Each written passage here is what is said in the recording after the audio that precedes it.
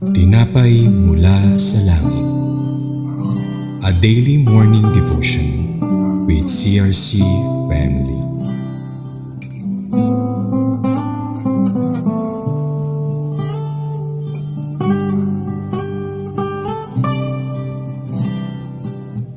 Isang mapagpalang umaga po sa mga sumusubaybay dito sa programang Tinapay Mula sa Langit. Ako po si Pastora Tess ng CRC Dasmariñas Cavite Daughter Church. Samahan po ninyo ako sa pagpapatuloy sa pag-aaral mula sa aklat ng mga bilang. Ngunit bago po ito tayo ay manalangin. Dakilang Diyos, marami pong salamat sa panibagong umaga na ibinigay po ninyo sa amin. Samahan po ninyo kami sa aming pag-aaral ng inyong mga salita. Banal na Espiritu, patuloy po ninyo kaming samahan at gabayan. Marami pong salamat sa pangalan mo, Jesus. Amen. Basahin po natin ang nasa mga bilang chapter 34 verses 16 to 17 na may pamagat na Joshua and Eleazar appointed to divide the land. Ang sabi po rito, sinabi ni Yahweh kay Moises, ang paring si Eleazar at si Josue na anak ni Nun ang mamamahala sa pagpaparte sa lupain. Sinabi po sa verse 17 na ang paring si Eleazar at si Josue na anak ni Nun ang mamamahala sa pagpaparte sa lupain. Malinaw po na ang Panginoon ang nagsabi nito kay Moises at yun po ay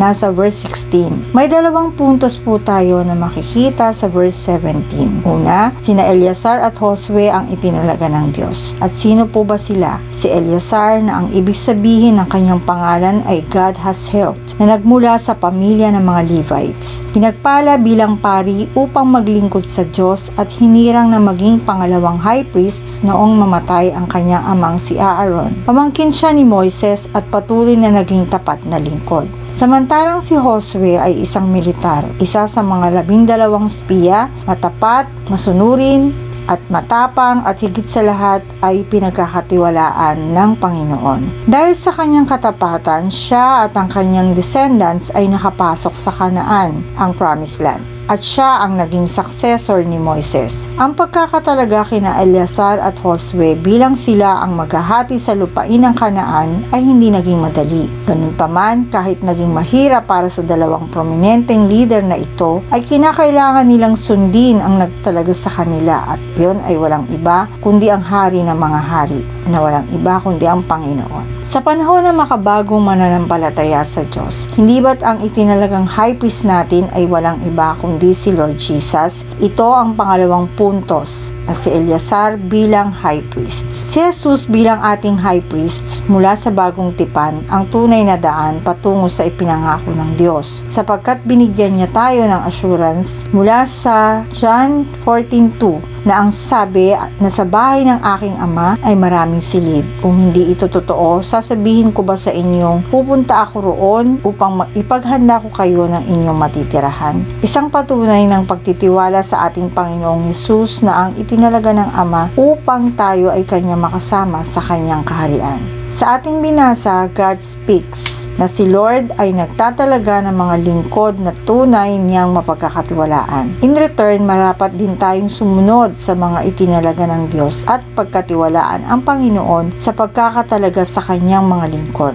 God has His own purpose kung bakit si Eleazar at Josue ang napili upang pamahalaan ang lupang pangako na ipamahagi sa 9.5 tribo, 12 tribo na nabasa mula sa Numbers 34 verse 13 to 15. 2.5 nabigay na, isang Reuben, isa kay Gad at kalahati kay Manasseh. Bilang pagtatapos, sabi po sa Hebrews 13 verse 17, have confidence in your leaders and submit to their authority, because they keep watch over you as those who must give an account. To this, so that their work will be a joy, not a burden, for that would be of no benefit to you. Tayo po ay manalangin. Dakilang Diyos, marami pong salamat sa pagbibigay po ninyo sa amin ng mga leaders sa CRC. Tunay nga pong tapat na sumusunod at naglilingkod sa inyo. Give them strength always.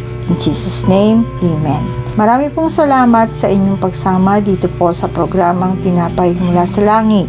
Muli po ninyo itong subaybayan bukas sa parehong oras, alas 5:30 ng umaga, para sa pang-araw-araw na pagninilay sa salita ng Diyos. At malaya po ninyo itong i-share ang video na to upang mas marami pa po ang maabot at mapagpala ng salita ng Panginoon. Muli po, magandang umaga and God bless us all.